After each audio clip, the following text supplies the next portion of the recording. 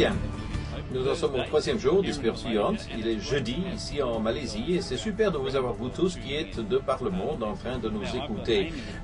Alors, j'ai Amy avec nous aujourd'hui et Amy fait partie du groupe de jeunes responsables qui sont ici à Espérance Vivante. Vous êtes combien? Nous sommes 22 du monde entier. Et oui, et ils font vraiment partie du programme, ils réfléchissent beaucoup ensemble, ils alimentent aussi tout notre processus.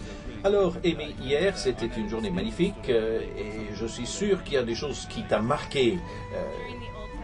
Eh bien, pendant l'enseignement sur l'Ancien Testament, Joe Capolio nous a dit quelque chose sur lequel tout le monde était d'accord. Ne laissez pas aux circonstances vous dicter votre vision. Et oui, je m'en souviens, effectivement, il y a eu vraiment un murmure d'approbation à ce moment-là dans la salle. Eh bien, aujourd'hui, nous allons nous concentrer sur la mission de la Ligue dans un monde en mutation. On a beaucoup de bonnes choses en réserve. Tout d'abord, nous avons Sylvia Collinson qui va nous apporter la première méditation biblique et elle va se pencher sur l'Apocalypse. Mais après cela, plutôt qu'un intervenant aujourd'hui, nous allons avoir en fait une table ronde. Et nous allons essayer de capter un peu ce qui sera dit. Ce sera dirigé, animé par David Bruce, qui était d'ailleurs membre du personnel en Grande-Bretagne et Irlande, et aujourd'hui travaille pour l'Église presbytérienne en Irlande. Mais David va donc animer cette table ronde. Mais pour l'instant, passons à Sylvia Collinson et essayons de voir ce que la parole de Dieu a à nous dire et à dire à cette espérance vivante. Elle a vraiment préparé des choses excellentes pour nous. Eh bien, aujourd'hui, nous avons Sylvia Collinson qui va nous aider à réfléchir sur la Bible. C'est super de t'avoir avec nous, Sylvia, aujourd'hui.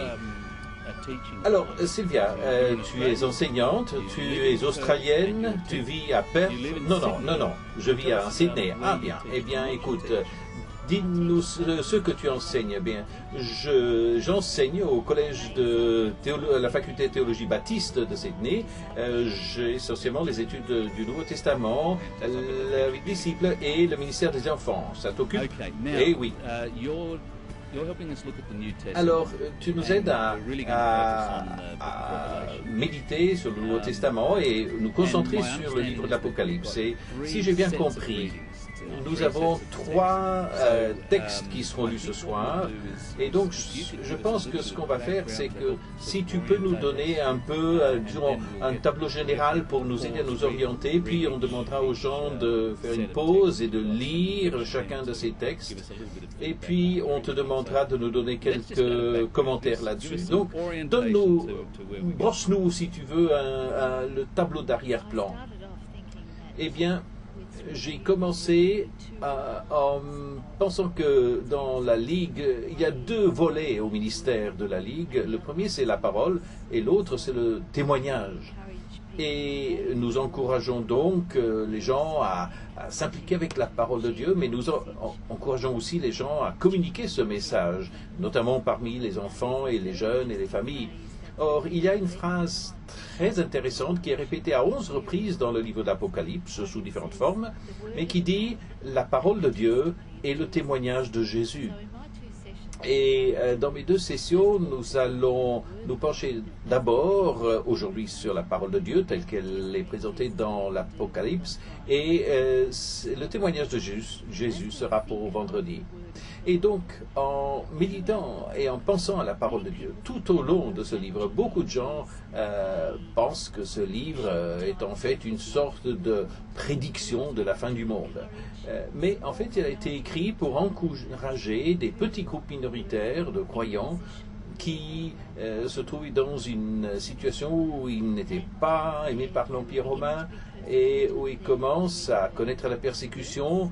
Il y avait déjà eu des mises à mort, et il y en aurait d'autres. Et donc, c'est en fait pour les encourager au sujet de la nature de Dieu et sa parole. Et j'ai donc choisi les trois principales caractéristiques de la parole de Dieu que l'on trouve dans l'Apocalypse et on va considérer chacun de ces aspects après chacune de ces lectures. Eh bien, très bien, on va commencer avec ces lectures. La première lecture, ou les deux premières, si vous voulez bien les lire, mettre la vidéo en pause, lisez ces textes, et puis on reviendra avec Sylvia qui nous donnera quelques indications. La première lecture, c'est dans l'Apocalypse chapitre 4, le verset 11, et ensuite, on vous demande de lire le chapitre 10 et le verset 6. Donc, mettez la vidéo en pause, relisez ces textes, et puis on reviendra auprès de Sylvia.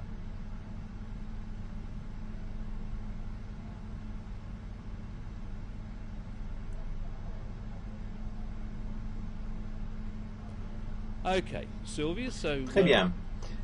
Eh bien, Sylvia, quelques indicateurs sur ce qu'on vient de lire dans Apocalypse 4, 11 et chapitre 10, verset 6.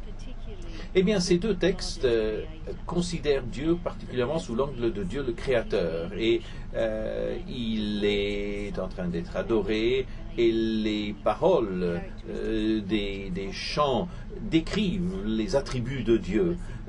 Et c'est très important pour nous dans ce livre parce que les paroles prononcées par différents groupes de créatures et d'anges et de personnes, en fait, nous apportent beaucoup de connaissances sur ce à quoi ressemble Dieu. Et ces textes parlent de Dieu comme le créateur des cieux et de la terre et de tout ce qu'ils contiennent.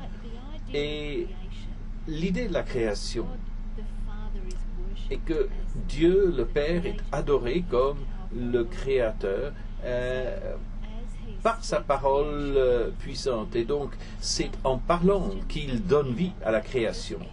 Et donc, pour les chrétiens qui se trouvent dans une situation persécutée, minoritaire, de savoir que leur Dieu, le Dieu qu'ils adorent est un Dieu puissant qui a donné naissance au monde, est une source de grand réconfort parce que ce qui se passait dans leur entourage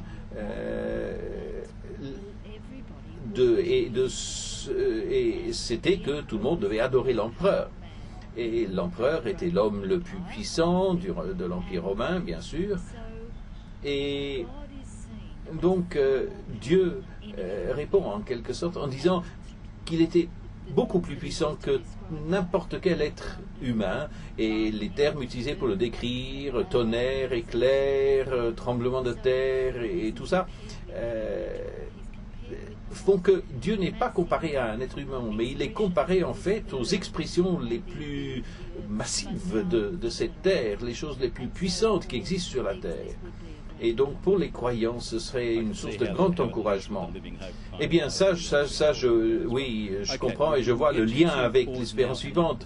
Eh bien, on vous demandera maintenant de faire une deuxième pause et de lire le deuxième texte, Apocalypse 11, les versets 17 et 18, et puis aussi le chapitre 6, les versets 9 à 11. Donc, si vous voulez bien remettre la vidéo en pause et lisez ces textes, et on reviendra auprès de Sylvia dans un instant.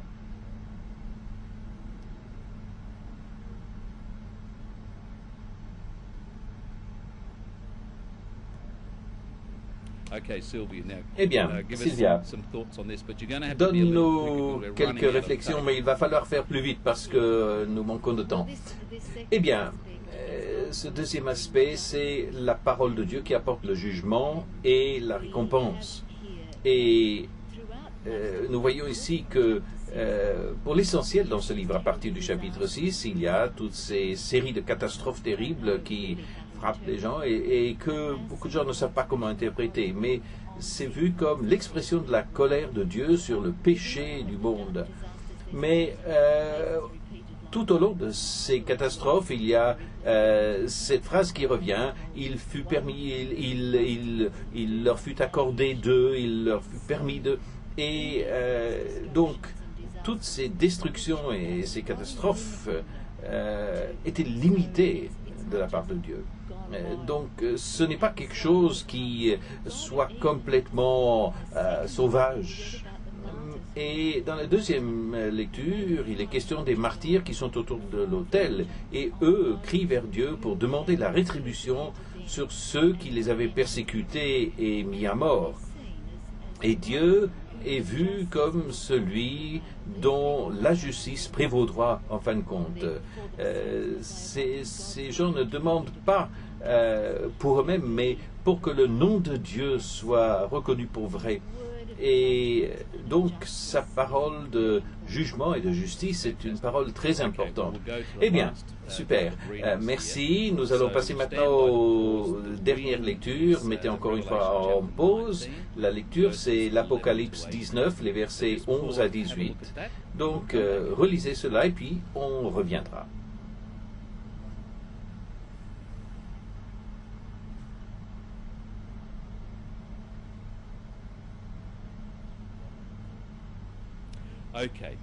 Très bien. Alors, chapitre 9, les versets 11 à 18, qu'as-tu à nous dire? Eh bien, la troisième chose concernant la parole de Dieu, c'est que cette parole n'est pas seulement toute-puissante, elle n'apporte pas seulement le jugement, mais elle est conquérante. Et il y a de la victoire dans la parole de Dieu. Et dans la lecture que vous venez de faire, on voit ce cavalier sur un cheval blanc qui entre en bataille. Et on dirait qu'il va y avoir cette énorme dernière bataille pour le futur du monde. Mais ceux qui viennent dans l'armée viennent en fait vêtus des vêtements blancs. Ils ne vont pas combattre dans cette bataille. Et il n'y a qu'une seule arme dans ce combat, et ça c'est l'épée qui sort de la bouche du cavalier. Et le nom du cavalier, c'est la parole de Dieu.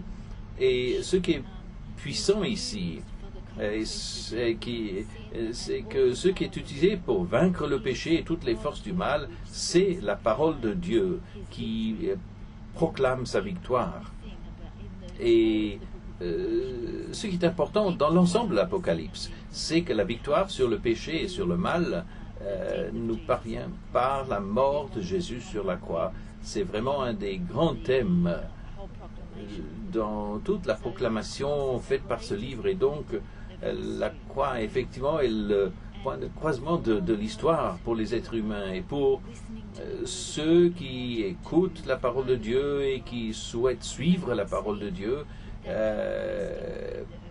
peuvent voir cette victoire de la parole comme étant une source de très grand encouragement pour eux. Et l'œuvre accomplie par Jésus sur la croix est l'œuvre vraiment la plus importante qui a été vécue à la fois dans leur expérience et dans l'expérience de tous les chrétiens d'ailleurs. Eh bien, ce qui me vient à l'esprit maintenant, et peut-être que vous pourriez en discuter dans votre groupe avant qu'on passe à la section suivante de ce programme. Tu nous as parlé de l'espérance suivante, mais tu nous as aussi parlé de ce que veut dire vivre l'espérance. Et donc, méditez là-dessus par rapport à ce que vous venez de lire et ce que Sylvia nous en a dit. Sylvia, voilà, on sera content de te retrouver demain, mais pour le moment, nous allons passer à cette partie du programme qui sera en fait une table ronde dirigée par David Bruce. Et il s'agira de vraiment commencer à réfléchir à toute cette question de la mission de la Ligue dans un monde en mutation. La parole est donc maintenant à la table ronde. Et Sylvia, à demain.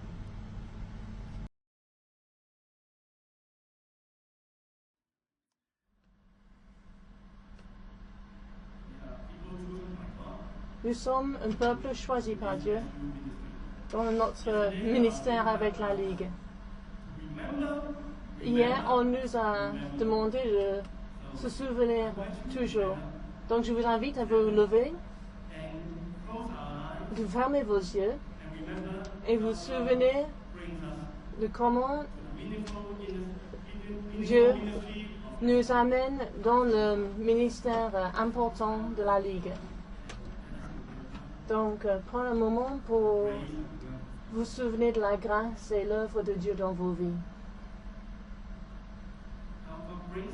Comment Dieu nous conduit dans ce ministère tellement important de la Ligue. Comment vous avez expérimenté la grâce et le ministère de Dieu à travers ce ministère.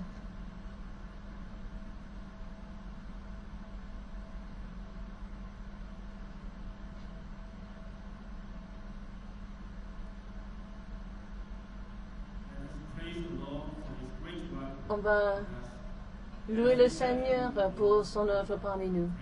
Et on va remercier le Seigneur dans nos prières.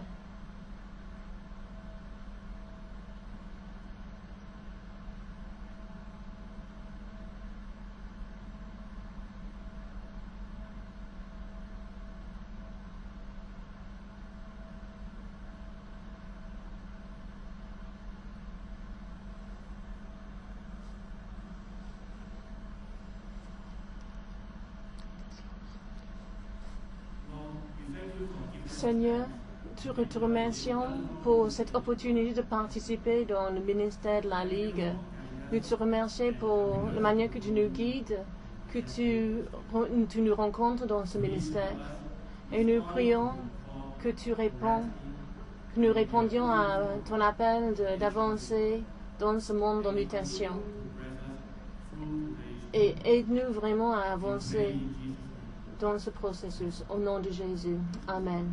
Asseyez-vous. Avant que je passe la parole à Benita,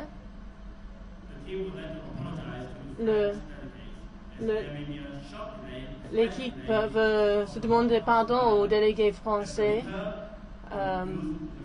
Il y aura pour avoir une petite attente pour le PowerPoint pour l'équipe française, mais je crois que ça vient d'être... oui, c'est prêt.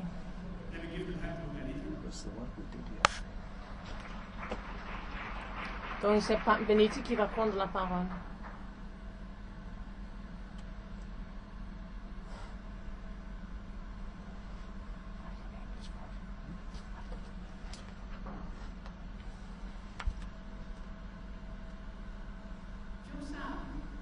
Josan.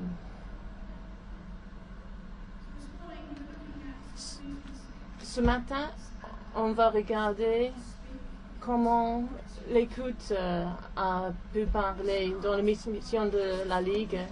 Et on va commencer par entendre, pour s'arrêter, écouter, un petit moment de silence.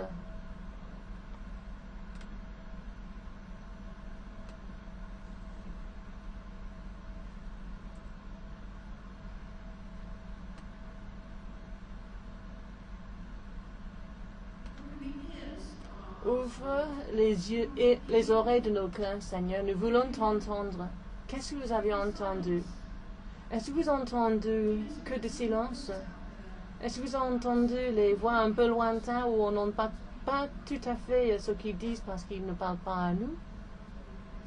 On va passer au premier diapo. Notre réflexion, c'est que nous voulons continuer à écouter. C'était un très bon exercice dans l'écoute communautaire, mais de beaucoup de pays, il y avait du silence.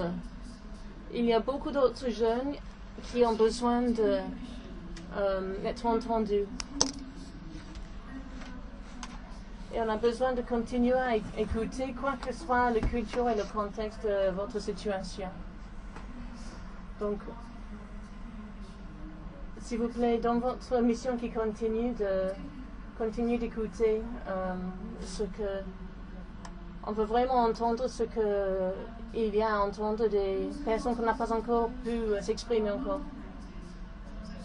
Donc, on va aussi parler avec ceux avec qui nous ne sommes pas encore en contact. Donc, il y en a la plupart des gens avec qui on a parlé sont en connexion avec l'Église, avec les chrétiens, ou avec la foi. Mais il faut élargir pour écouter ceux qui n'ont pas ces contacts avec la foi chrétienne. Donc, diapo suivante. Nous avons partagé tout ce que nous avons pu dans ce temps de partage avec vous ici. Mais nous voulons continuer à écouter ce qu'il y a à dire. On a dit qu'une partie infime de ce qui a pu être dit. Et il faut aller regarder en profondeur les 17 000 réponses que nous avons reçues pour trouver d'autres réponses, d'autres découvertes et que nous espérons que vous allez continuer à utiliser ces réponses comme une ressource enrichissante. Même si vos têtes ont l'air d'être remplies de chiffres, il y a beaucoup plus qu'on doit entendre de cette temps d'écoute. Donc, quand nous regardons la mission de la Ligue, on va revenir à ce que j'ai dit le premier jour. On espère qu'on va ouvrir le canal de l'espoir. On a vu du premier jour qu'au milieu de l'espérance, il y a l'amour. Où qu'il se trouve, il y a toujours l'amour au milieu de la culture, le contexte familial. Quand l'environnement est plein d'amour, il y a plus d'espérance et il faut ouvrir ce canal d'espérance pour les enfants et les jeunes. Pour faire tout ce que nous pouvons pour qu'ils sentent et vivent dans l'amour de Dieu. Et qui pourraient être les agents de l'amour de Dieu envers d'autres. Donc la mission de la Ligue, si dans vos luttes aujourd'hui pour la mission dans le monde, si vous avez les problèmes de structure, d'organisation, de leadership, arrêtez et regardez l'image complète que c'est la mission de Dieu de restaurer le royaume et de travailler avec les enfants et les jeunes qui ne sont pas seulement les gens envers on fait la mission, mais qui sont aussi agents de la mission.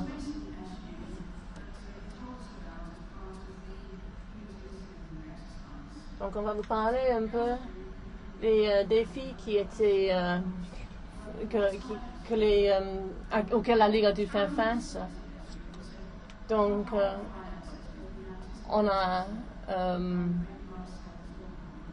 on a évité de parler trop des finances parce que c'est vrai qu'il y a toujours un problème de manque d'argent. Mais les autres questions, la question la plus importante, c'est une question de personnel, les employés et les bénévoles. On a parlé du fait qu'il n'en avait pas assez. Quelquefois, on a dit la qualité de notre personnel. Quelquefois, ils ne sont pas suffisamment engagés ou ils n'ont pas suffisamment de connaissances de la Bible. Ce n'est pas seulement le manque, mais aussi le type de personnes qui ne sont pas tout à fait adaptées avec les bonnes capacités pour faire ce que vous avez à faire. Et plus spécifiquement avec les bénévoles, on a parlé des problèmes de recrutement pour la formation ou la rétention de ces bénévoles. Donc, on a parlé des finances. Et puis, les problèmes de manque de ressources financières. Une autre chose qu'on a mentionnée, c'était le travail avec les églises, le besoin de construire de meilleures relations avec les églises. Et en quelques régions, une plus grande connaissance du ministère de la Ligue et comment ça peut être en œuvre pour soutenir les églises. Donc, il y avait aussi le sentiment qu'on a besoin d'améliorer la relation avec les écoles. Et il y a beaucoup de pressions qui vont à l'encontre de la possibilité d'aller dans les écoles. Il y avait une question des aumônières en Australie et la plus grande laïcité dans les écoles dans d'autres régions où ils n'ont pas envie de travailler avec les œuvres religieuses. Ils ont parlé qu'il y avait beaucoup d'écoles qui avaient envie qu'on travaille avec eux, mais il nous manque le personnel, les bénévoles pour répondre à ces demandes. Donc, il y avait aussi la question de la pertinence de la Ligue. C'est plutôt dans le monde développé qu'on a parlé de cela. Et puis, finalement, il fallait que la Ligue revoie son stratégie pour répondre aux besoins du monde. Donc, quelques commentaires des gens, ce qu'ils ont dit. Donc, il faut un leadership clair qui donne une direction avec idée claire de ce qu'on peut faire avec les ressources et le personnel que nous avons. Donc, on a quelqu'un qui a répondu, a presque connu les réponses avant de poser la question. Il faut impliquer un plus grand nombre de personnes pour prendre le défi de tendre la main avec la main de Dieu pour répondre aux besoins des personnes, de rester sur le front, d'avoir les personnels professionnels pour rester en lien avec la culture de la jeunesse et former et soutenir les bénévoles. Sinon, ce va que les personnels salariés qui vont responsables de tout. Et souvent, on trouve que le manque de finances empêche le vote d'avancer. Donc, une autre personne a dit l'indépendance de Dieu est un défi qui fait face à Dieu, un sentiment qu'on est suffisant, qu'on n'a pas, on fait confiance en nos propres ressources plutôt qu'à Dieu. Pas assez de prières à la fois ensemble et individuellement. Comment être organisé mais sensible à la direction à Dieu. La pertinence de notre ministère. Donc, pour engager les jeunes dans la formation disciples, de marcher, de connaître la Bible, s'engager avec les Écritures. Aussi une compétition pour avoir de l'espace. La pertinence du ministère. Donc, ne pas engager les jeunes dans une vraie formation de disciples. Donc, la prochaine question que nous avons posée, c'était ce qu'ils estimaient que la Ligue devrait changer. Et l'une des choses qui est revenue à beaucoup d'occasions, c'était d'améliorer la qualité et le niveau de la formation pour les salariés et pour les bénévoles. On a aussi dit qu'il faut chercher à avoir plus de personnel et de bénévoles. Aux États-Unis, ils ont parlé des aumôniers. Et en Afrique du Sud, on a trop de travail et pas assez de personnes pour répondre aux besoins. Une autre chose qu'ils ont entendu, c'était qu'on doit être plus à l'écoute de Dieu et d'être plus dépendant sur lui. À Singapour, on a dit qu'on ne passe pas assez de temps avec Dieu en prière. En Australie, il ne faut pas oublier que c'est une question d'être fixé sur Dieu et être à la recherche de Dieu. Donc, on répond aux questions qu'on a posées sur la diapo avant. Donc, il faut accorder plus d'attention au partenariat avec les écoles et avec les écoles, de faire mieux connaître la Ligue dans les écoles et les églises. En Afrique du Sud, il faut établir les groupes de la Ligue dans les écoles conduits par les étudiants, avoir les ressources de la Ligue et faire un suivi dans les écoles. Aussi, il y a des idées qui sortent qui sont vraiment très pratiques de comment la Ligue pourrait développer le ministère de manière très pratique. De l'Australie, convaincre les églises que la Ligue n'essaie pas de voler le jeune. Et puis, ils ont dit qu'il faut être constamment en changement, constamment pertinent, rester en contact avec la technologie qui change très rapidement et d'aller chercher des défis et prendre des risques.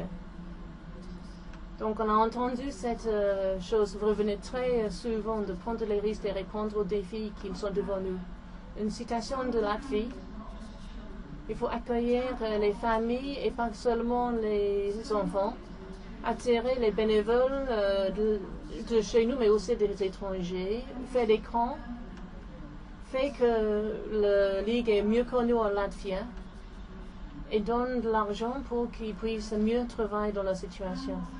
Donc en Asie, prévoir plus de temps de formation. Le ministère a besoin d'être plus au front on ne doit pas nier les questions relationnelles dans le ministère. Donc, il faut changer notre utilisation des ressources, utiliser d'autres outils, des technologies, élargir le ministère, le rendre plus pertinent, de définir l'objectif de la Ligue plus clairement. Donc, quelques citations des adultes.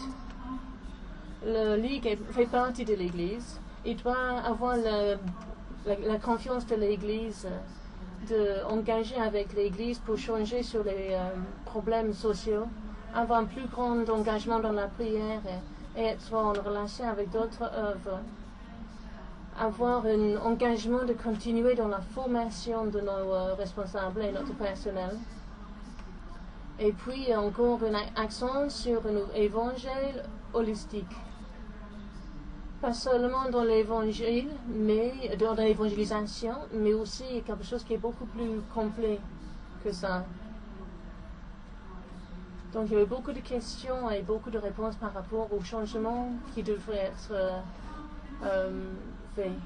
Donc, prochaine question, c'était comment est-ce qu'on pense que la Ligue pourrait prendre l'espérance aux jeunes? Donc, on a besoin de s'impliquer davantage dans leur vie et d'accompagner et soutenir les jeunes en construisant des relations à long terme, faire des disciples, former les équipiers et que ça commence à partir des parents et la structure familiale. Et il faut amener les parents aussi en relation avec Christ à travers l'Église. Sans avoir les mentors et l'Église, c'est difficile d'entrer en contact avec les jeunes aujourd'hui. Donc il faut que ça soit quelque chose qui concerne pas seulement une partie, mais toute la vie. Donc on a besoin d'accompagner et soutenir les jeunes. Une citation de Namibie, identifier avec leurs difficultés. Les aider à rencontrer Dieu, mais de trouver une place dans une église locale qui va les soutenir à travers les années. On a besoin de répondre au contexte culturel. On a souvent parlé pendant cette conférence.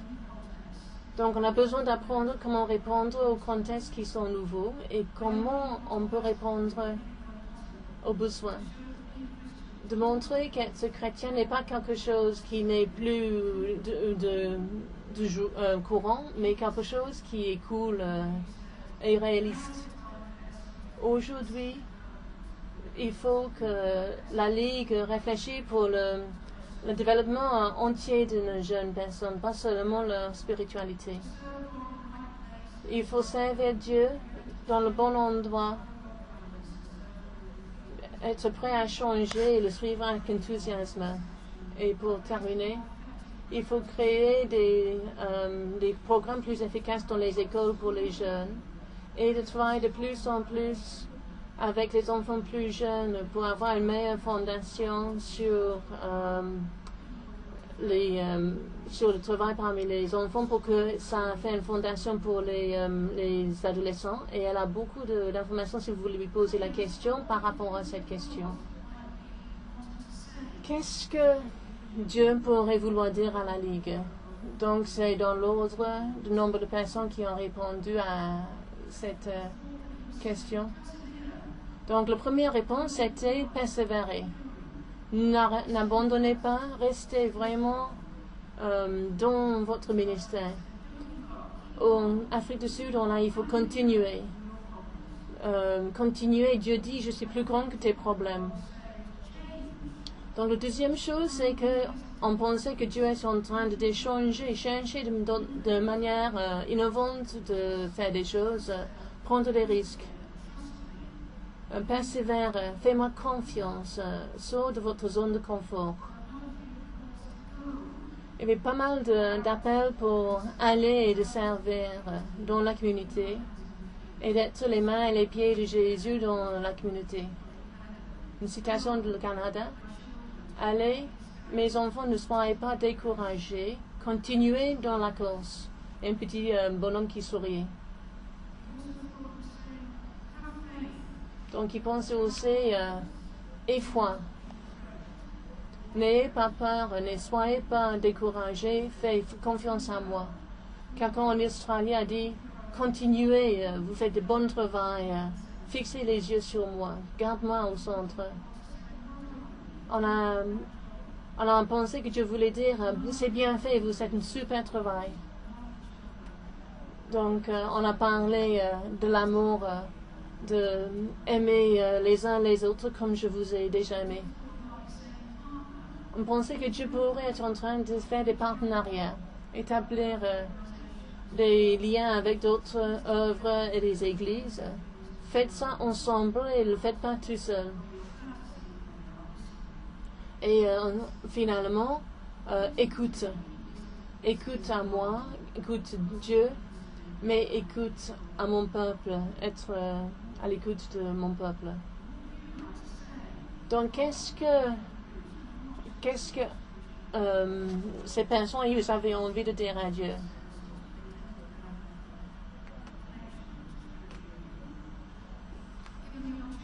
Donc, si on donne l'opportunité, on pose les questions pourquoi ou quoi. Les questions pour mieux comprendre la volonté de Dieu. Il y avait aussi beaucoup de personnes qui voulaient montrer leur reconnaissance à Dieu pour être son père, un ami pour les jeunes responsables. Ils avaient vraiment envie de remercier Dieu.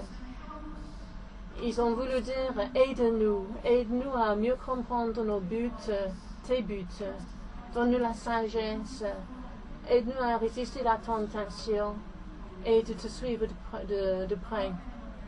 L'amour est revenu encore et on a envie de dire combien nous l'aimons et comme demander qu'on l'aime de plus en plus.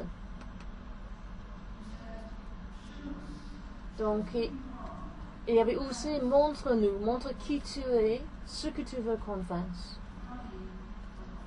Et enfin, sur cette liste qu'on va porter sur les premiers 6, donc c'était de demander pardon pour ne pas être à l'auteur des attentes de Dieu. En Australie,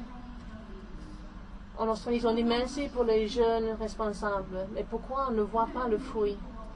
Pourquoi il n'y a pas plus de personnes qui se proposent pour aider? Pourquoi les gens sont tellement confus? Merci de nous montrer comment tu travailles en nous. Merci pour l'assurance que tu donnes.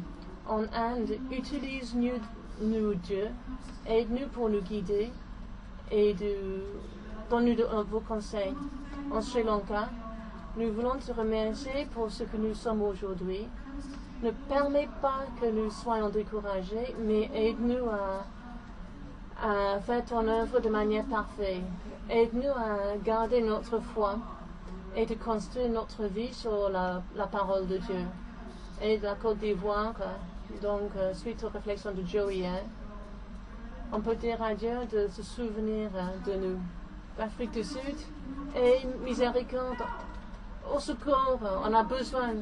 On ne peut pas faire tout ça sans toi. Rends le but de ma vie clair. Donne-nous les finances. Ouvre les cœurs des gens. Et donne la Bible. Merci pour le chemin jusqu'à maintenant. Ce n'est jamais ennuyeux. Et on évite les journées ennuyeuses. Mais est-ce que c'est possible avec quelques jours de repos de temps en temps? Et puis on a donné la possibilité pour poser quelles sont les questions que vous voulez poser à Dieu. Donc, on a les agendas où on enlève une page tous les jours. Et des groupes d'adultes de plein de pays différents. Donc, en Inde, pourquoi est-ce que les attentes varient avec les cycles de la vie? Pourquoi il y a les hauts et les bas dans la vie et que la vie n'est pas stable? pourquoi nous ne sommes pas capables de suivre une vie sainte de Swaziland? Révèle-nous comment nous devrions travailler ou procéder dans la vie dans les circonstances difficiles. Serbie et Monténégro, quel est le plan pour mon avenir? De l'Australie, où es-tu? Donc, est-ce qu'il y a une espérance pour les jeunes qui sont éloignés de toi? Est-ce que c'est souvent assez pour que les parents prient et que Dieu intervienne dans leur vie? Donc, ils cherchent les réponses qui ont un sens. En Niger, pourquoi la vie est tellement dure et pourquoi tu permets aux méchants de réussir? De Swaziland, nous cherchons les solutions pour le monde à travers tes projets. Aide-nous, Seigneur. Pourquoi est-ce que je suis dans cette école? Quel est mon but, mon objectif? Je veux l'accomplir avant que quitte. Aide-nous à répondre aux problèmes. Montre-nous comment on devrait faire pour répondre à ces situations difficiles. Donc, c'est tout ce que nous avons sur l'écoute communautaire. Du point de vue de la mission de la Ligue.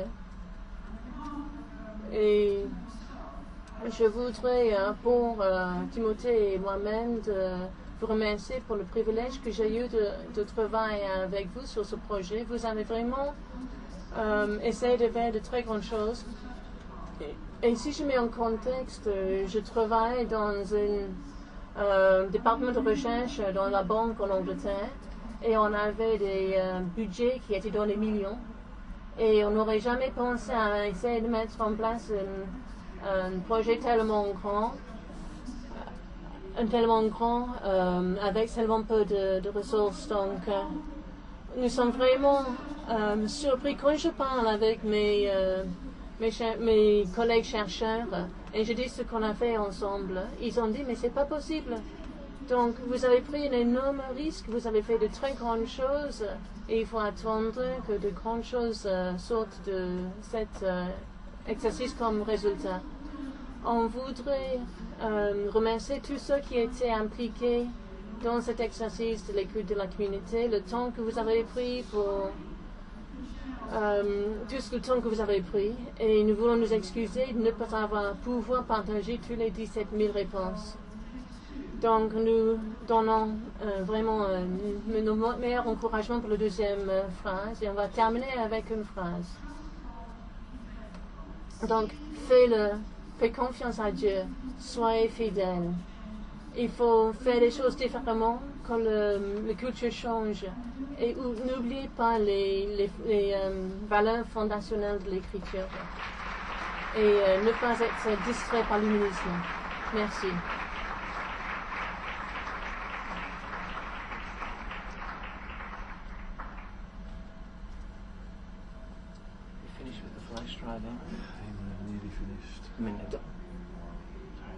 Donc, merci à Benita pour toute la qualité de votre réponse, mais aussi pour la manière que tu nous as présenté aujourd'hui.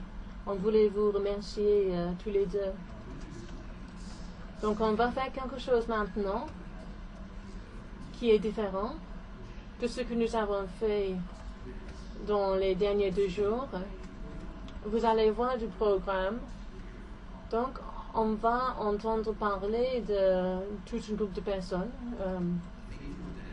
Le thème d'aujourd'hui, c'est la mission de la Ligue dans un monde en mutation. Et ce que nous essayons de cerner ensemble, c'est ce que Dieu essaie de nous dire en tant que mouvement universel. Et s'il y a quelque chose de particulier qu'il a envie de nous dire aujourd'hui en Malaisie. Pendant ces quelques jours, il y avait un comité qui s'est réuni un peu.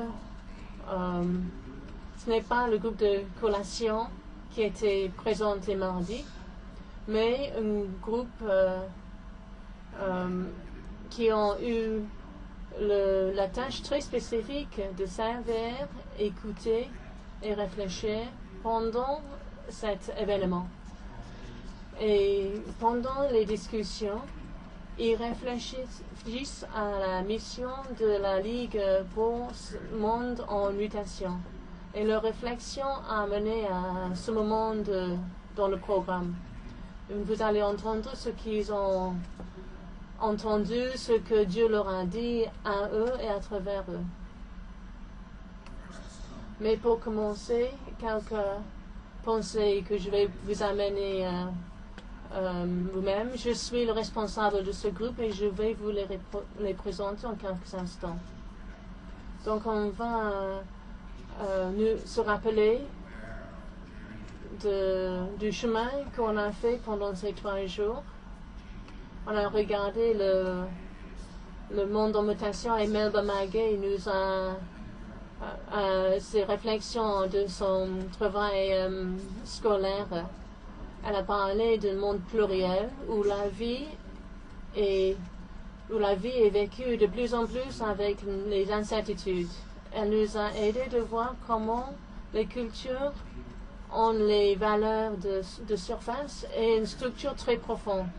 Les structures qui sont affectées, qui ne pouvons pas toujours attendre avec la force de sécularisme et d'autres forces qui sont en train de renverser le statu quo dans tous les pays du monde.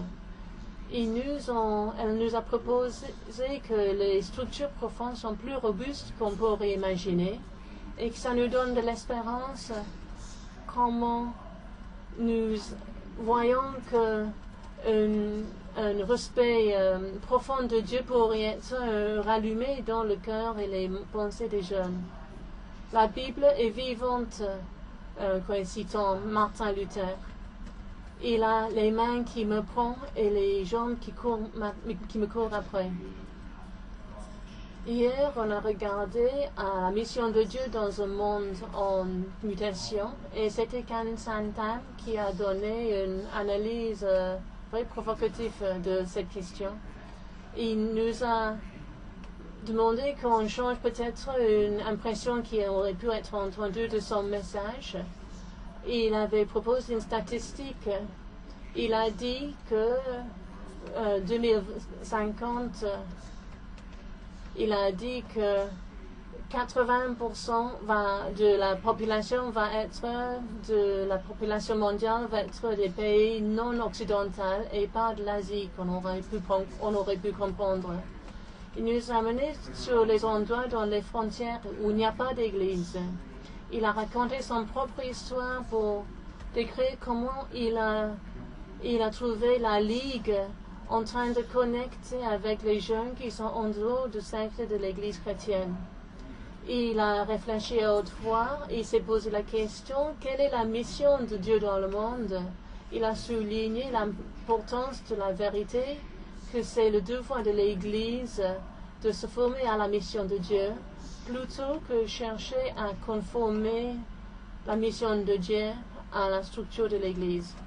Et bien sûr, ça s'applique à notre mouvement aussi. Aussi, il nous a montré 5 issues importantes. On ne va pas les lister, mais ça impliquait ceux qui sont marginalisés et les pauvres, qui demandent une réponse de notre part en tant que chrétiens. Il a demandé comment les chrétiens pourraient entrer en rencontre avec d'autres foi vivantes, surtout avec les problèmes d'une croissance limitée du christianisme en Asie par rapport à l'Afrique et l'Amérique latine. Et il se posait la question, nous sommes prêts pour vivre un nouvel christianisme incarné et qui habitent dans ces communautés de foi. Donc Jocopolio nous a fourni des cadres riches bibliques à explorer. Il nous a appelé à se souvenir de la fidélité de Dieu dans le passé et surtout dans les questions de l'exil dont il a parlé hier. La douleur de l'exil pourrait nous donner un vocabulaire pour décrire notre sens d'être perdu dans un monde qui change tellement rapidement dans nos vies, pour ne pas parler des 145 années de l'existence de la Ligue. Joe nous a encouragés à ne pas permettre nos circonstances guider notre vision. Donc maintenant, nous avons réfléchi spécifiquement à la Ligue. Donc on va présenter les membres de ce groupe. Vous allez pas les demander de se mettre debout. Donc il y a Sylvia Collinson qui enseigne à une école biblique là-bas. Il y a quelqu'un, le nom j'ai loupé de Honduras.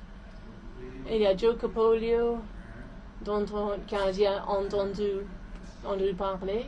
Christian Brenner de l'Allemagne.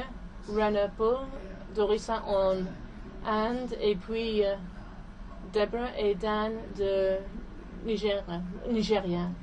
Nous nous sommes rencontrés chaque matin et on a discuté et réfléchi ensemble. Et si vous avez parlé avec quelques-uns de ces personnes, peut-être vos idées vont revenir dans leur réflexion. Donc pendant ce moment et de celui après le pause café, ils vont chacun donner une présentation de 10 minutes de leur perception de l'opportunité de la Ligue dans un monde qui change. Et quand nous entendons chacun de leur point de vue, on va demander à chaque table de noter des questions que vous voulez noter. Donc, si vous avez des questions par rapport à ce qui est en train d'être dit pendant la prochaine heure, on vous demande de noter ça parce que vous allez avoir la possibilité de verbaliser ces questions tout à l'heure. Permettez-moi maintenant de vous donner quelques réflexions supplémentaires avant que les autres membres de la table ronde s'approchent. Un des thèmes récurrents, des thèmes bibliques vraiment récurrents à travers tout ce que nous avons déjà entendu dans les présentations, ça a été déjà mentionné dans les remarques d'introduction de Colin Sinclair, Melba aussi en a parlé, c'était un des thèmes de l'écoute, c'est l'exil à Babylone. En l'an 587 avant Jésus-Christ n'était pas une bonne année pour le peuple de Dieu. Les choses paraissaient rassurantes et prévisibles, et même et tout cela leur a été dérobé cette année-là. L'architecture, la langue, la justice, le gouvernement, tous les éléments qui construisent une culture leur avaient été ôtés et remplacés par autre chose, remplacés par la vie en un lieu étranger, à Babylone. Et ce qui, pour les Juifs, était sans doute le plus précieux, était le temple de Jérusalem, qui n'a pas seulement été démoli, mais carrément désacralisé. Et c'était donc un voyage tout à fait non souhaité dans lequel se sont trouvés embarqués le peuple de Dieu, même si c'était Dieu qui en était à l'origine. Or, de toute évidence, l'analogie n'est pas exacte, mais d'une certaine manière, la Ligue se trouve actuellement sur un tel voyage. Le voyage a un visage différent en Afrique ou en Asie que le visage qu'il a en Europe ou dans le Pacifique ou dans les Amériques, mais la vérité est que nous sommes tous en train de parcourir ce voyage du changement qui nous a été décrit ces jours, et c'est un chemin difficile qui nous mène vers des changements que nous n'allons pas forcément accueillir. Mais ce que je trouve le plus intéressant dans ce récit biblique, c'est les réactions à ces énormes mutations et basculements auxquels le peuple de Dieu a été confronté. Laissez-moi vous donner quelques exemples. Jérémie a opposé une résistance à ceux qui protestaient en disant non, tout ça, ça ne peut pas arriver. Nous sommes le peuple de Dieu. Comment est-ce que ça peut nous arriver? Et il s'est opposé à cette réaction conservatrice et il leur a dit, vous savez quoi? Vous avez besoin de vous marier et vous établir et racheter des terrains et chercher le bien. Oui, cherchez le bien de ce lieu hostile dans lequel Dieu vous a amené. Bénissez ce pays d'exil, aimez-le, investissez dans ce pays. Et plus encore, faites de ce lieu étranger un lieu où Yahvé et son peuple pourra demeurer. Et faites de cela votre mission.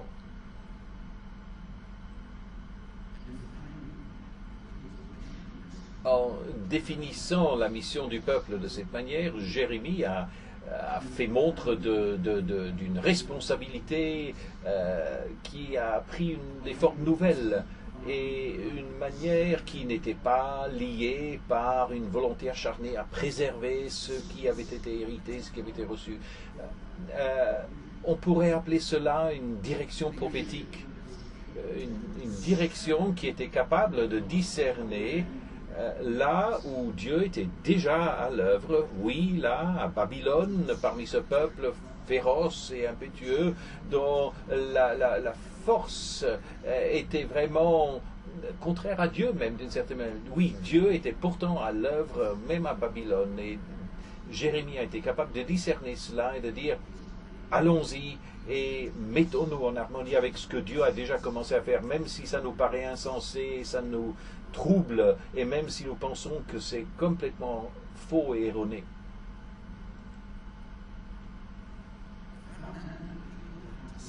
Si cela voulait dire mettre de côté certaines des choses auxquelles le peuple était habitué, si cela voulait dire mourir à certaines choses qu'ils aimaient, appréciaient, eh bien, tant pis. Sur le plan de l'organisation, et avec cela j'en aurais fini, les changements introduits étaient à la fois courageux et radicaux. Jusqu'à l'exil, la nation hébraïque était un peuple concentré sur le temple, un peuple accroché à son territoire, à son pays. À Babylone, leur ADN est resté tout à fait fidèle, même s'ils étaient désormais loin du temple, qu'ils étaient désormais loin du territoire et avaient été obligés à lâcher prise sur le symbole le plus précieux de leur identité nationale, qu'était le temple de Jérusalem. Mais considérons un peu ce qu'ils ont fait à ce moment-là. Je ne sais pas si vous avez jamais remarqué, mais comment ont-ils répondu à cela? Avec quoi ont-ils remplacé le temple? Ils ont remplacé le temple par une idée tout à fait novatrice qu'ils ont appelée la synagogue, qui ne ressemblait à rien de connu. Cette idée de synagogue a accompli deux choses. Tout d'abord, elle a localisé et ensuite internationalisé le peuple juif. Cela a servi à réinventer le mouvement, si vous voulez, et leur a donné une manière toute nouvelle d'avoir des liens entre eux au-delà des frontières physiques de leur pays, au moment où ils étaient dispersés dans le monde connu pour former ces petites communautés locales un peu partout. La mission, la direction, l'organisation, toutes ces choses ont été mises sens dessus dessous par ce voyage en exil. Et toutes ces choses sont comme nées de nouveau à ces moments. Non pas parce que quelqu'un a émis un décret disant qu'il fallait que ce soit ainsi, mais simplement parce que les changements intervenus dans leur monde l'exigeaient. Et mes frères et sœurs, il n'y a pas de parole de Dieu en tant que telle adressée à la Ligue sur un plan international. Mais j'aimerais conclure en disant deux choses, si j'en ai le courage. Mais si vous voulez bien, on va écouter cette table ronde. Et la première personne qui va parler pendant 10 minutes, c'est Christian Brenner.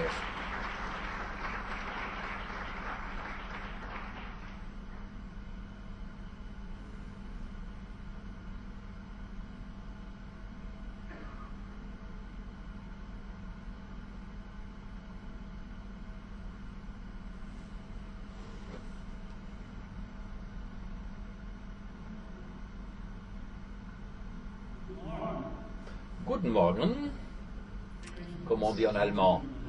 Bonjour et Guten Morgen, allez-y. Vous pouvez voir que l'anglais n'est pas ma langue de cœur, c'est l'allemand. Et je dois donc vous demander d'être patient avec mon anglais parce qu'il ne me sera pas vraiment possible de dire avec précision ce que j'ai à cœur après ces 2 jours et demi, parce qu'il m'est impossible de l'exprimer dans une langue que j'ai dû apprendre. Je ne peux l'exprimer que dans la langue que je porte dans mon cœur. Du moins, c'est mon expérience. Et c'est pour ça que je vous demande d'être patient quand je cherche à pointer certaines choses que j'ai, pris à cœur et que j'ai reconnu et que j'aimerais vous proposer pour discussion autour de vos tables. Et je suis reconnaissant de pouvoir compter sur votre patience. Et je sais que je peux compter sur votre patience parce que nous sommes une famille. Du moins, c'est l'image que nous utilisons continuellement pour décrire notre manière de travailler ensemble. La famille de la Ligue, on dit. C'est une très belle image. En même temps, cette image a ses limites. Et moi, je me demande, dans l'utilisation que nous faisons de cette image, si nous ne sommes pas en train de créer une atmosphère qui peut parfois être utile, certes, mais qui peut aussi poser des problèmes.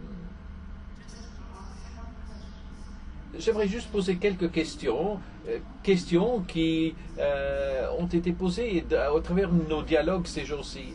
Quels sont les principes que nous avons en tant que famille de la Ligue?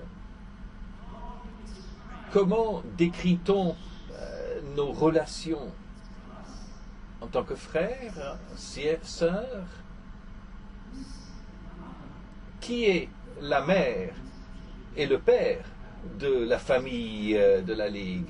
Eh bien, Janet, pour autant que je sache, est sortie de la salle maintenant, mais vous savez, le simple fait de poser ce genre de questions, on ressent les limites de cette image de la famille.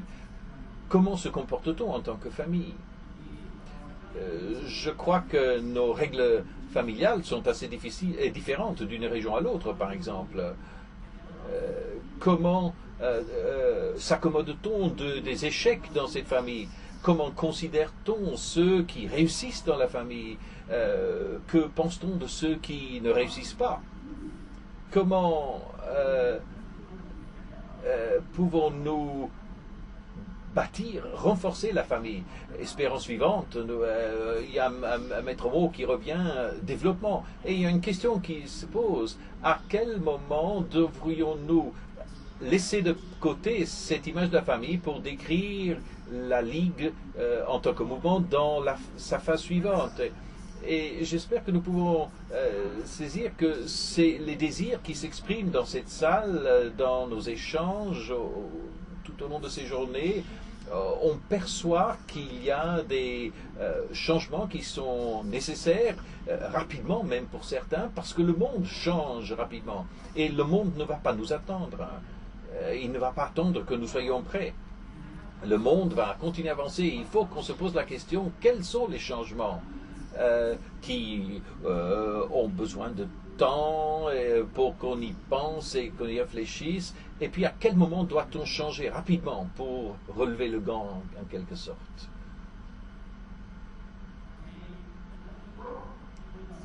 Alors, laissez-moi indiquer quelques problématiques qui me semblent nécessiter une intervention très rapide. Je pense qu'on peut le faire en tenant compte du fait que les cerveaux rassemblés dans cette salle peuvent effectivement apporter des réponses. Dieu nous a accordé beaucoup de talents et de dons, et ce sont des talents et des dons que nous rassemblons ici, et c'est un vrai cadeau de pouvoir les rassembler et d'essayer de trouver quelques réponses. Pas toutes ne seront obtenues pendant ces jours, et ce serait une erreur que de s'y attendre, je pense. Mais au moins certaines de ces questions pourront être ciblées concernant notre travail ensemble, pour que nous puissions avoir au moins une perspective de ce qu'on devrait faire. Un aspect, pour revenir à la question des limites de l'image de la famille. Comment peut-on développer une famille mondiale, et peut-être nous faudra-t-il se demander s'il ne faudrait pas qu'on se décrive davantage comme un mouvement mondial qu'une famille mondiale. Et nous devons nous demander, et c'est ce qu'on est en train de faire ces jours-ci, de quoi a-t-on besoin pour agir en tant que mouvement mondial? En sommes-nous un vraiment, et agissons-nous comme un mouvement?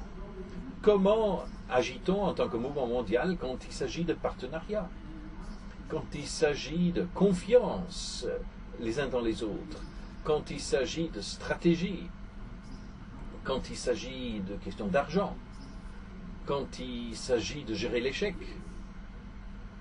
manifester le pardon? Et quelles sont nos forces et nos faiblesses? Parfois, vous savez, on a tendance à penser que les forts sont ceux qui sont grands et forts. Et les gens qui ont beaucoup de personnel, qui ont beaucoup de ressources, qui ont beaucoup d'argent. Et parfois, on pense que les grands mouvements sont les mouvements les plus forts. Et ce sont surtout ceux qui sont anglophones. Mais je pense que nous avons grand besoin de revoir ce positionnement-là. Je crois que nous avons besoin de se poser la question, comment peut-on changer cela? Et j'aimerais vous donner un exemple. Quand on considère notre région européenne, les mouvements sont très différents. Il y a certains mouvements avec à peine un membre du personnel ou un et demi. On en a d'autres avec 50 ou 60 membres du personnel à plein temps. Et quand on considère ces chiffres, on pourrait être facilement tenté d'en tirer des conclusions numériques et se dire que les mouvements petits sont pas ce que tu veux. Mais je ne pense pas que ce soit le bon approche. Par exemple, la Suisse alémanique a 22, Marcus corrige-moi, mais je crois bien que c'est 22 membres du personnel.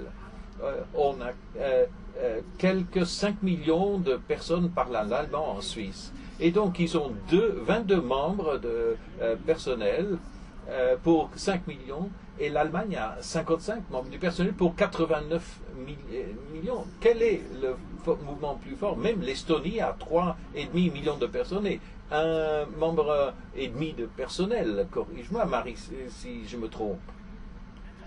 Et donc, on peut mieux comparer l'Estonie à l'Allemagne. La Suisse a une autre puissance et même dans son pays projette une image très différente sur comment toucher les gens, comment se faire connaître. Et je pense que ce n'est qu'un exemple qui peut montrer qu'il nous faut repenser notre manière de considérer ce qui est fort et ce qui est faible. Et c'est un changement d'approche qui doit se faire rapidement.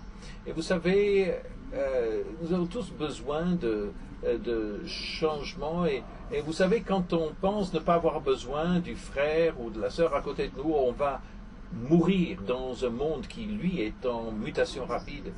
Et actuellement, nous sommes en train de le vivre. En étant rassemblés ici, la Ligue Pays-Bas est en train de se réunir avec son conseil d'administration et envisage de fermer les portes, de mettre la clé sous la porte. Pourquoi? Parce qu'ils ont perdu le contact avec la famille et qu'ils ont perdu contact avec nous comme mouvement mondial. Moi, je viens de l'Europe, mais quelle est l'image que vous avez de l'Europe? Si vous pensez que nous sommes forts, Si vous pensez que l'Europe est forte, vous vous trompez. C'est un terrain très difficile dans lequel travailler. Si vous croyez à Marc 10, 23, où Jésus dit combien il est difficile pour un riche d'entrer dans le royaume de Dieu. Si je prends cela littéralement, cela veut dire que l'Europe est le terrain le plus difficile sur lequel on puisse travailler. Dans notre pays, il faut entre 5 et 12 ans pour qu'une personne se convertisse à Christ. Et c'est toujours une grande joie quand ça arrive, mais en même temps, je suis parfois tenté de penser que le Saint-Esprit a tout bonnement quitté l'Europe, parce qu'il faut si longtemps et que c'est si difficile de travailler avec des gens qui ont des cœurs qui sont déjà remplis d'argent. Et dans ce cas-là, on a besoin de revoir notre manière de travailler. Joe Capollo dit qu'il espérait que les Africains arrivant en Europe auraient un impact sur les églises européennes, et ça ne s'est pas passé.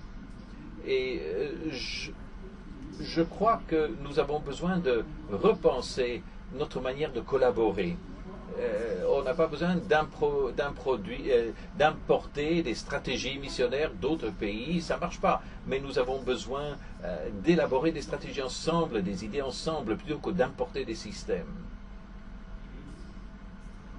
David est en train de me dire que mon temps est fini, mais j'aimerais vous faire 5 propositions.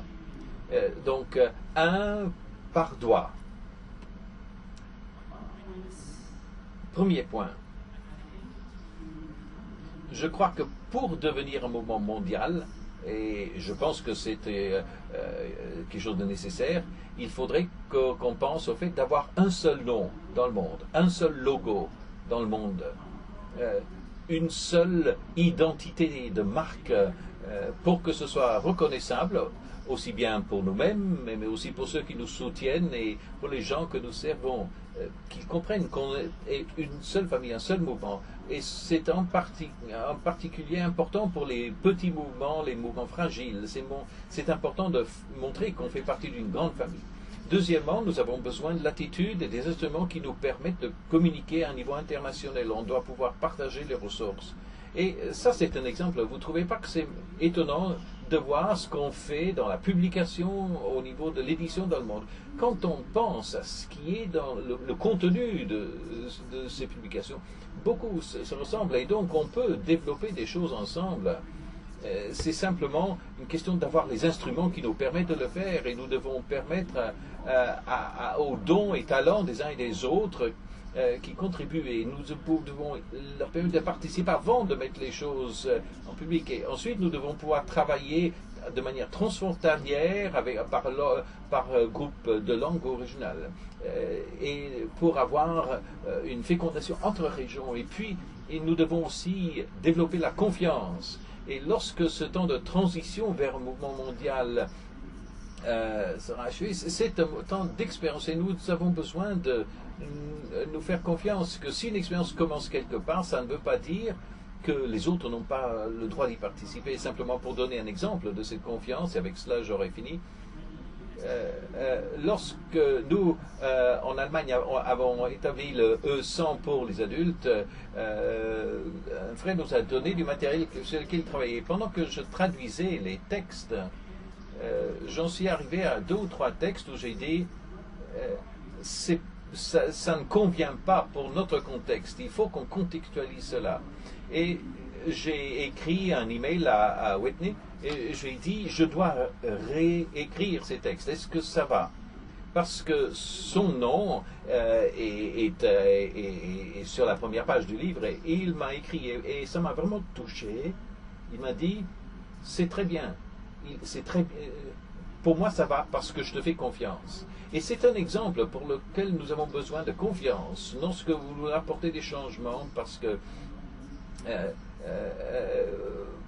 quand on introduit des changements, forcément on quitte un peu notre zone de confort. Et dernièrement, nous avons besoin de laisser la liberté aux gens pour qu'ils essayent des choses. Nous devons créer de l'espace pour la créativité, et il nous faut avoir des budgets pour cela aussi. Encore une fois, Désolé si je n'ai pu m'exprimer aussi précisément que ce que j'aurais souhaité. Vous savez, c'est toujours pareil. Quand on utilise une autre langue, on utilise plus de mots que nécessaire. Mais merci pour votre patience.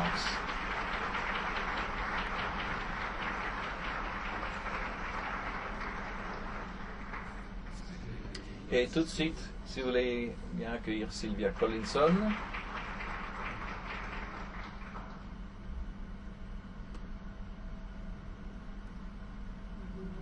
Eh bien, bonjour tout le monde.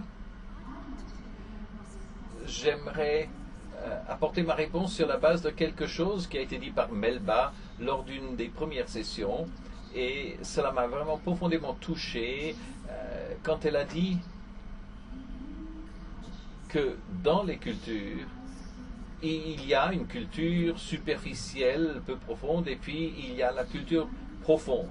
Et elle a remarqué que ce sont les cultures profondes qui changent rarement. Et elle a même ajouté « si jamais ». Et c'est le problème auquel Jésus a été confronté lorsqu'il est venu sur la terre. Et je pense que dans son propre ministère de formation de disciples, il a établi pour nous un modèle. Et pour moi, ça a été intéressant en méditant sur cela. Pratiquement lors de chacune de nos sessions, j'ai vu quelques petits aperçus de ce que Jésus a fait et cela revient à la surface. Et, nous avons régulièrement ces rappels de combien c'est important. Alors, permettez-moi d'ajouter quelques-unes de mes réflexions en chemin faisant. Nous sommes tous familiers d'un enseignement formel où quelqu'un se lève devant les autres, parle, et on s'attend à ce que ça communique et que ça va introduire des changements. Et c'est important, c'est vrai. Jésus l'a fait aussi, il l'a fait pendant pas mal de son ministère. Mais avec ses disciples, ce n'était pas le seul moyen par lequel il a cherché à introduire le changement. Et le changement pour ses disciples au niveau profond de leur vie. La recherche a montré que si l'on veut changer des attitudes de base, des valeurs de base et des croyances de base, on n'utilise pas uniquement une communication verbale, mais on utilise des méthodes de vie informelles et l'on construit lentement et patiemment ce que l'on veut introduire dans la vie des gens. Et Jésus a pris 3 ans, 24 heures par jour, 7 jours par semaine, vivant avec 12 hommes pour communiquer précisément à ce niveau profond. Et c'est dans cette communication il y avait une relation aimante, pleine de sollicitude. Jésus a manifesté son amour à ses 12 et ils y ont répondu. Les gens n'apprennent pas de ceux qui n'aiment pas. Plus profonde est la relation, plus important sera l'apprentissage. Mais en outre, les relations étaient ouvertes. Je ne sais pas si vous êtes jamais demandé pourquoi, effectivement, lors des tentations de Jésus, il n'y avait pas de disciples présents. Et pourtant, cela fait partie de notre récit des évangiles. Et donc, il faut que Jésus ait parlé de ces tentations avec ses disciples pour que eux soient au courant de cela, en étant ouverts avec eux, pour ce qui allait leur permettre eux-mêmes de répondre à la tentation. Et il y a aussi nourri ce groupe dans cette visée de changer ses valeurs profondes. C'était au travers de la communauté. On a beaucoup parlé de la communauté, mais la communauté de la foi est un moyen très puissant de communication. Il y en avait 12, et en vivant ensemble, les choses ne coulaient pas de source. Il y a eu des disputes, des désaccords, il y a eu des méfiances, il y a eu un manque de confiance. Et Jésus s'est servi de ces incidents-là pour ressortir des enseignements. Par exemple, en leur posant, de quoi parliez-vous sur le chemin? Et les disciples lui posaient, par exemple, pourquoi est-ce que nous n'avons pas pu faire cela? Et en tant que groupe, ils étaient en train d'apprendre par le simple fait d'être ensemble. Et ce n'était pas nécessaire qu'ils aient tous besoin de faire les mêmes erreurs pour qu'ils puissent apprendre. Non, dans la communauté, ils apprenaient des erreurs des uns et des autres. Par exemple, Pierre qui marche sur l'eau. Jésus enseignait d'une manière totalement déjantée, si on peut dire. Et essayer de communiquer qu'ils pouvaient lui faire confiance au niveau le plus profond de leur vie. Chacun de ses disciples qui faisait partie de ce groupe allait répondre à cela lorsqu'ils ont commencé à manquer de souffle, quand ils ont vu Pierre commencer à couler. Et la première chose que Jésus dit en entendant la voix, « Ô homme de petite foi, où est votre foi ?» Voilà une situation d'apprentissage à travers l'expérience de l'un d'eux, mais qui n'était pas obligé de tout suivre. Et cela a pu être un enseignement pour tous. Jésus lui-même a modelé la vie qu'il souhaitait que ces hommes puissent avoir, et il l'a modelé 24 heures par jour, 7 jours sur 7. Et ils ont observé cela, et à la fin, ils ont pu croire que cet homme qui était parmi eux, était parfait, était sans péché. Nous n'avons besoin que de passer une demi-journée avec un ami ou n'importe qui pour se rendre compte qu'ils ne sont pas sans péché. Mais le problème avec nous, donc, c'est qu'on ne peut pas modeler la perfection. Et certainement, nous ne voulons pas modeler nos propres imperfections. Et donc, on a tendance à cacher nos imperfections des autres, même si souvent les autres les voient de toute façon. Mais je crois que Paul est un exemple merveilleux, parce que Paul n'est pas un modèle de la perfection. Il reconnaît ses imperfections, mais il dit que le bien que je voudrais faire, je n'arrive pas à le faire. Et puis il dit, mais grâce soit rendue à Dieu par Jésus-Christ.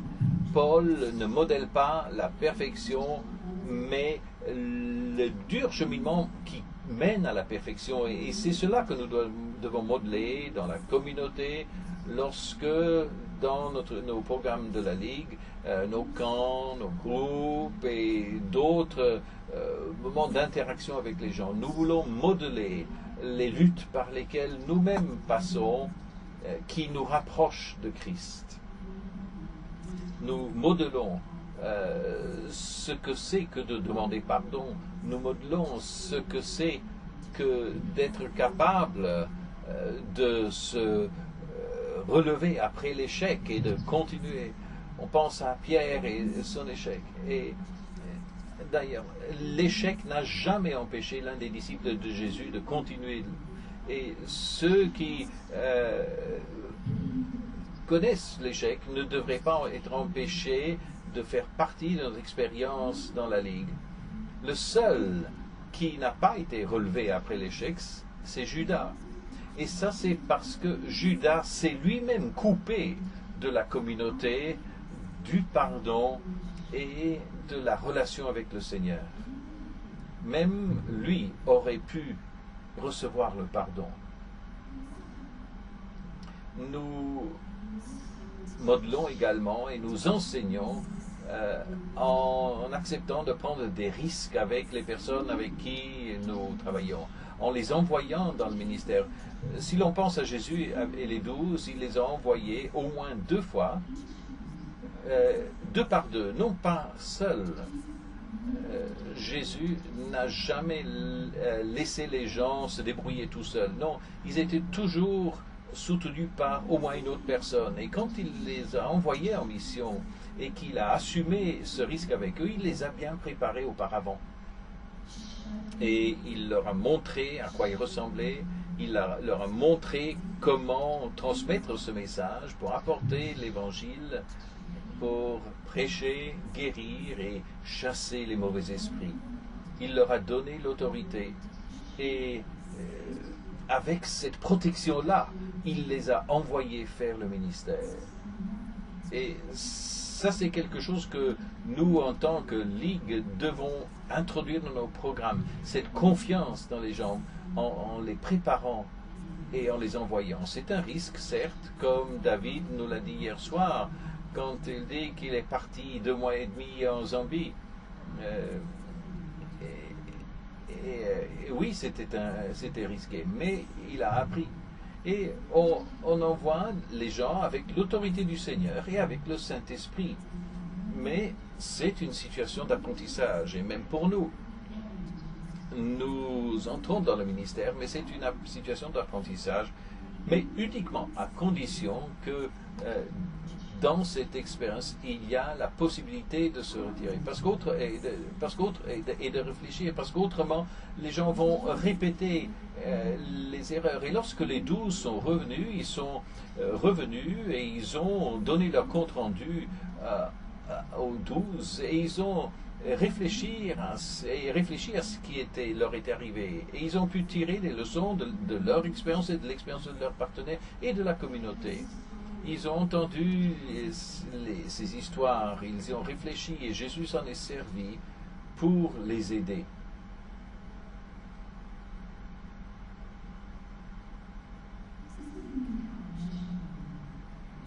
C'est une approche incarnationnelle, comme on dit.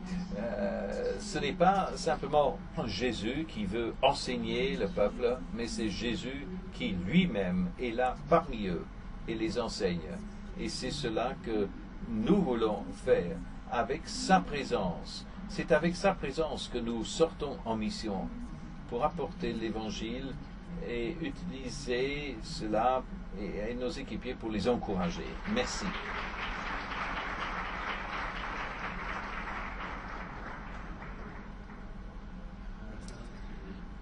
Je suis presbytérien, vous savez. Et nous avons une assemblée générale et quand on arrive à la fin, il y a une lumière qui s'allume sur l'estrade et si on dépasse, ça devient rouge. Et puis il y a une cloche qui sonne et puis on coupe le micro. Bon, merci Sylvia, merci Christian, c'était super et ça me fait de la peine de vous couper. Mais je vous demanderai maintenant brièvement de pas plus de 5 minutes, s'il vous plaît. Tournez autour de vos tables, essayez d'identifier les questions que vous aimeriez poser à la lumière de ce que vous avez entendu. Et après 5 minutes, nous entendrons 2 autres membres de la table ronde. Merci.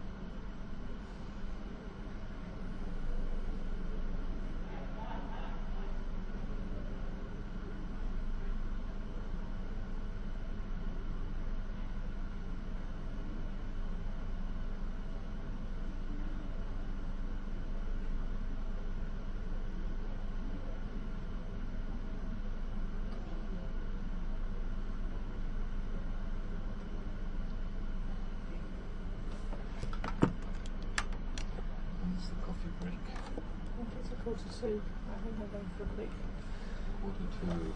visit. I'm back.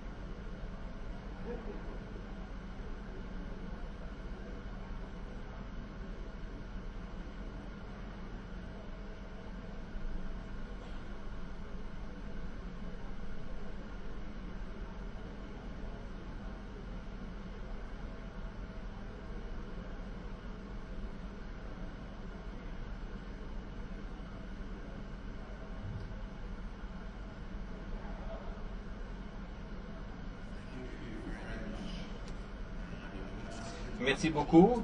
Je vous demanderai maintenant d'accueillir Debra et Dan. Ce sont parmi nos responsables plus jeunes. Bonjour tout le monde. Je remercie Dieu pour le privilège qu'il m'est donné d'être devant vous pour représenter les jeunes responsables. J'ai écouté, observé et réfléchi au cours des 2 derniers jours et j'ai pu noter quelques points concernant le ministère de la Ligue, les structures d'organisation et aussi le développement des leaders. Alors, si vous voulez bien, on va commencer avec les ministères de la Ligue. Qu'est-ce que Dieu est en train de nous dire? Eh bien, le premier point, c'est que nous devons montrer l'amour, démontrer l'amour du Christ. Et comment le fait-on? Eh bien, tout ce que je dis est centré autour des jeunes, parce que je suis ici pour représenter les jeunes.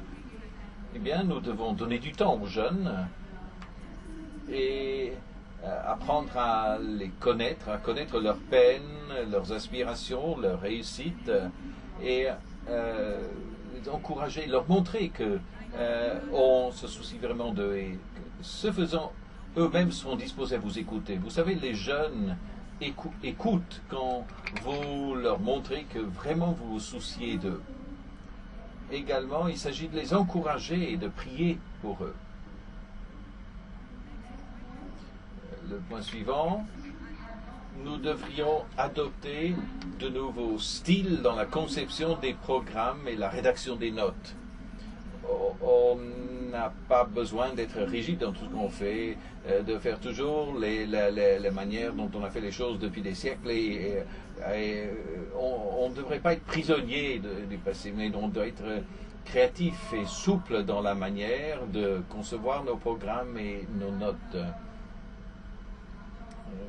J'ai aussi noté que nous avons besoin de notes de lecture biblique électroniques qui encourageront les jeunes à étudier la Bible dans la mesure où la technologie se développe rapidement partout dans le monde et les jeunes sont en fait beaucoup plus basés sur Internet que tout autre média. Et donc si on avait des notes de lecture biblique électroniques, cela encouragera et aidera les jeunes à étudier la parole de Dieu. Nous devrions aussi traduire les récits bibliques en support visuel, graphique, pour que cela devienne intéressant et saisisse l'imagination des jeunes et les encourage à étudier la Bible, parce que les jeunes ont souvent le sentiment que la Bible est un livre ennuyeux, il n'y a rien d'intéressant là-dedans et donc on évite de l'étudier. Donc il faut faire les choses autrement, qui feront en sorte que les jeunes auront envie d'étudier la parole de Dieu.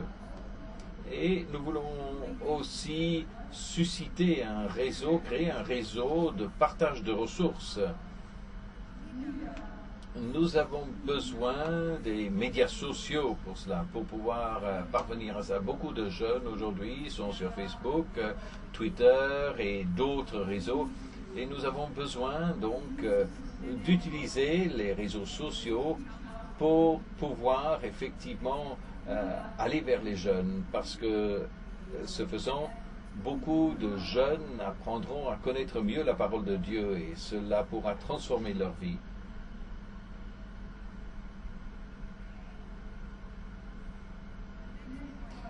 Point suivant, nous devons écouter Dieu. Nous devons être sur la même longueur d'onde de Dieu dans tout temps et discerner ce que dit le Saint-Esprit.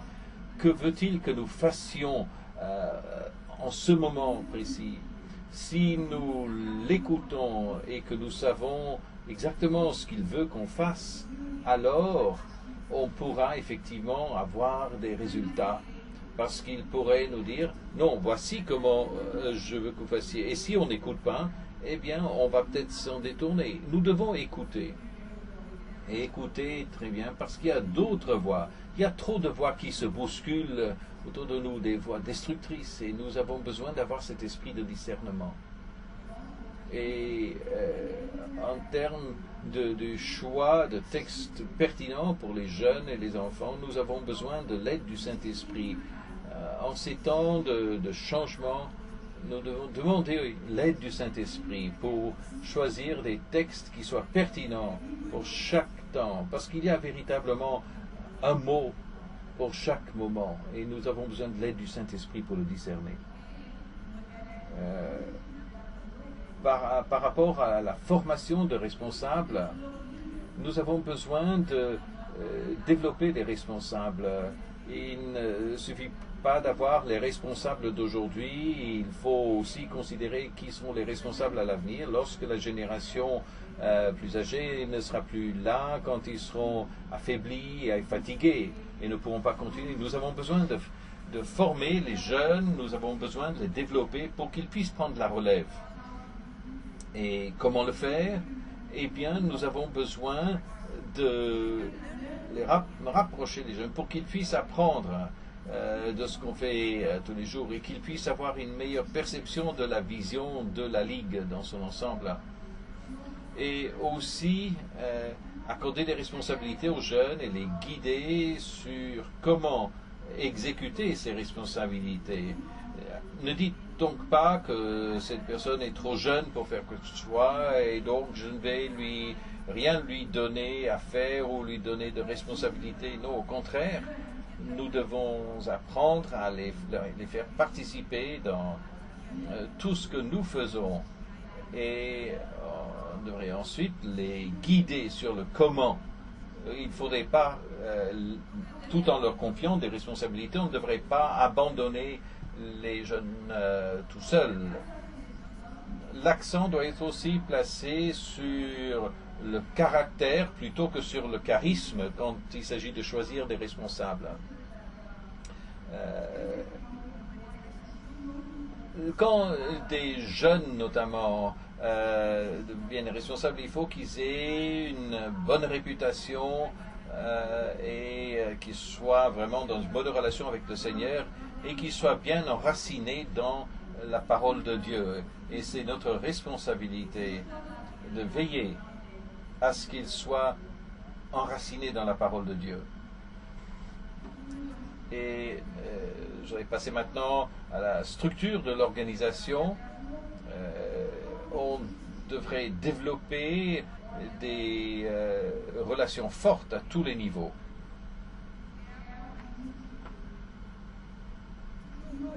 Il faut savoir ce que fait la Ligue dans les autres pays et régions.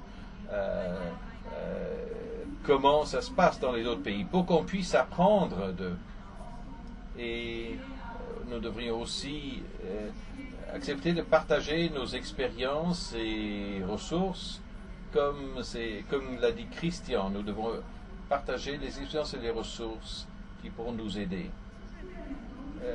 Les enfants et les jeunes devraient participer au niveau du conseil, au niveau local, régional et même international. Parce que nous ne sommes pas trop jeunes pour commencer. Et donc, vous devriez envisager de faire participer des jeunes. Et voilà, je crois que c'est la fin de mon temps. Eh bien, de toute façon, j'en suis à ma dernière diapositive. Les structures devraient être souples et révisées régulièrement. On ne devrait pas être bloqué par la rigidité, comme on l'a dit au début. Eh bien, voilà, je crois que c'est tout ce que j'ai pour vous. Merci d'avoir écouté.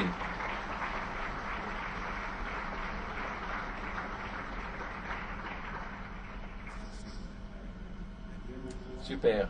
Maintenant, Remo Paul va venir et je vous invite à accueillir Remo qui nous vient de l'Inde.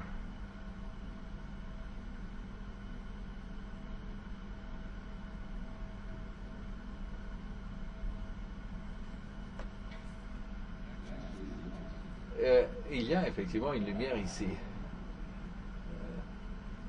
Je ne sais pas si elle s'allume. Voilà. Bonjour, frères et sœurs de la famille de la Ligue. C'est une joie et un honneur de pouvoir ainsi réfléchir avec vous après avoir écouté et moi-même vécu des choses ici en tant que bénévole de la Ligue depuis de longues années. J'aborde cela avec un point de vue d'un Asiatique du Sud sur la mission dans un monde en mutation. Et ma présentation va considérer les 3 domaines que nous avons examinés ces jours-ci: le ministère de la Ligue, la formation de responsables et le développement de l'organisation. Et je vais commencer par les ministères. J'ai beaucoup à dire, mais je vais me concentrer sur une chose qui, me semble-t-il, doit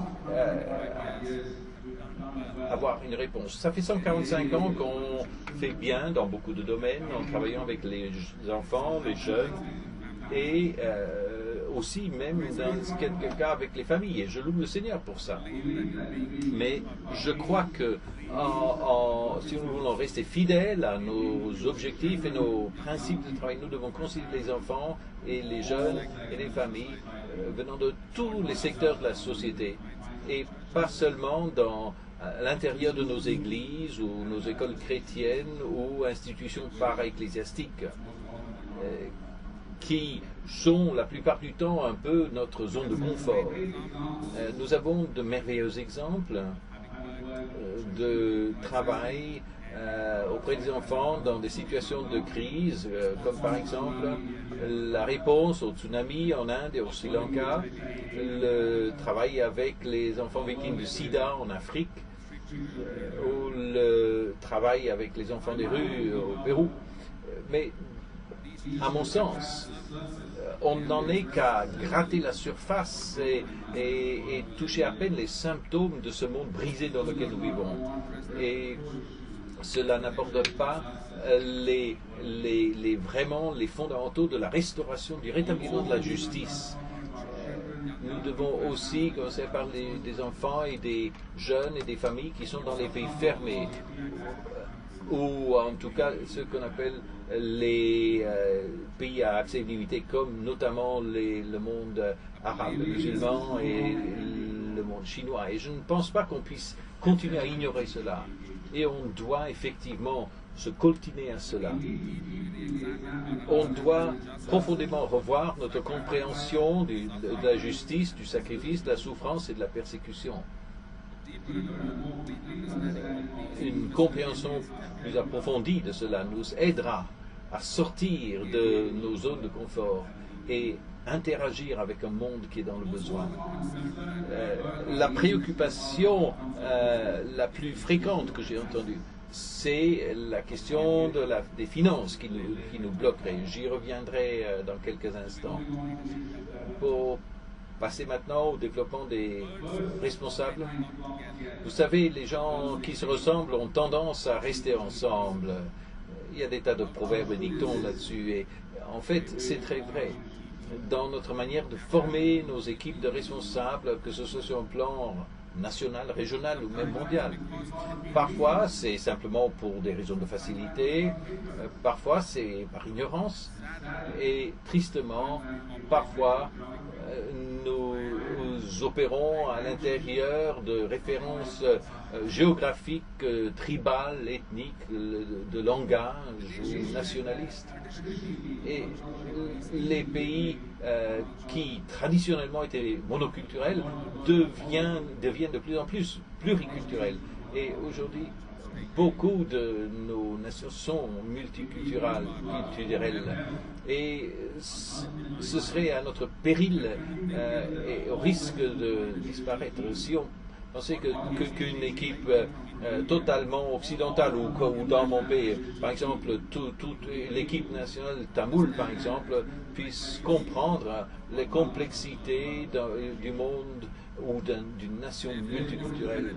Et il est donc impératif que nos équipes de direction soient effectivement multiculturelles et reflètent la culture dans laquelle on travaille. Nous avons souvent vu que nos décisions et nos programmes ont échoué, n'ont pas réussi à décoller lorsque celui qui a été à l'initiative de ce programme est allé d'une culture et a essayé de le mettre en œuvre ailleurs. Et je pense que nous avons des leçons à tirer de cela. Nous avons besoin de reconsidérer notre manière de développer nos équipes de direction et cela est tout à fait crucial à ce moment particulier de notre parcours. Pour passer maintenant au développement des structures. Les structures sont nécessaires, absolument nécessaires pour qu'une organisation puisse fonctionner. Mais les structures doivent toujours être au service de l'objectif fondamental de l'organisation. Une structure autonome et décentralisée est une magnifique manière de effectivement développer le ministère de la Ligue sur un plan mondial. Toutefois, dans un monde qui aujourd'hui est hautement interdépendant, la présence de l'autonomie et l'absence d'interdépendance a conduit à un manque de redevabilité et de responsabilité mutuelle. Pas toujours, mais en tout cas, il y a eu des cas où ça a conduit à cela. Et j'ai de la peine à noter dans certaines situations où les gens dans les pays de mouvement dans certains pays continuent de fonctionner sans avoir des comptes à rendre à la famille mondiale de la Ligue. Et ce n'est pas une aberration qu'on peut traiter à la légère. Et dans quelques situations, cela conduit à une cessation de la croissance, à la décadence et voire même la mort d'un mouvement, voire la sortie d'une personne de la famille. Et la Bible, à maintes reprises, nous encourage à nous soumettre les uns aux autres.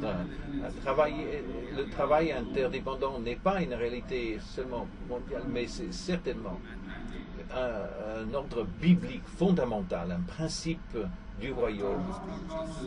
Nos structures autonomes limitent sans nécessité le flot de l'information. En tant que famille, nous pouvons nous soutenir mutuellement seulement lorsque nous serons au courant de notre cheminement les uns les autres.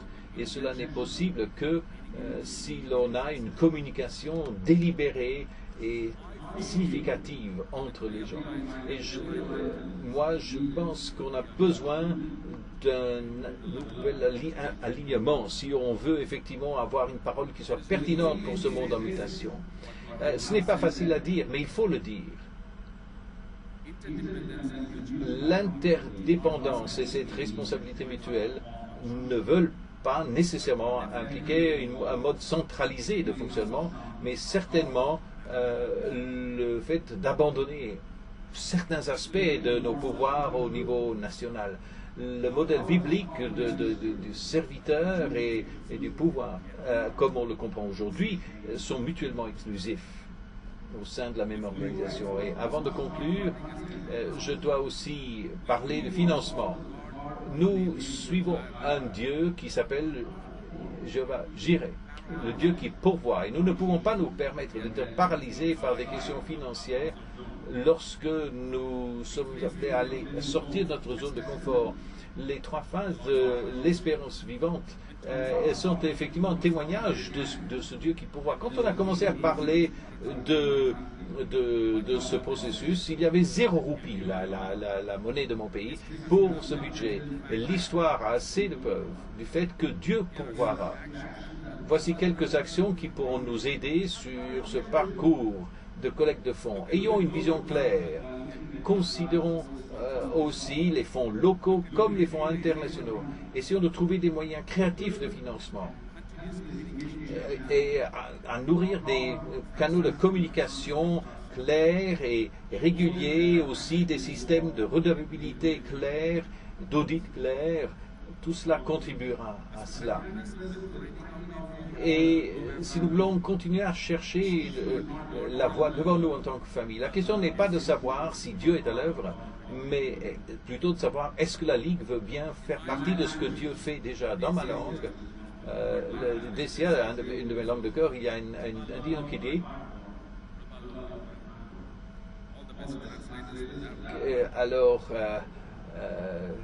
je souhaite du courage au traducteur pour traduire. Mais traduire, cela veut dire quelqu'un qui est en voyage, son voyage est absolument prioritaire. Et pour celui qui reste bloqué sur place, le statu quo est important.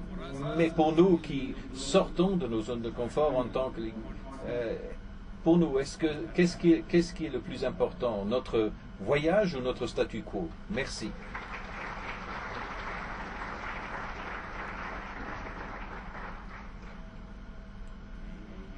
Très bien. Eh bien, encore une fois, 5 minutes pour formuler des questions qu'on pourra poser plus tard. Et une fois que vous avez fini, on va faire notre pause 10h45 et je vous demande d'être de retour, s'il vous plaît, à 11h15 au plus tard pour la présentation suivante. Merci.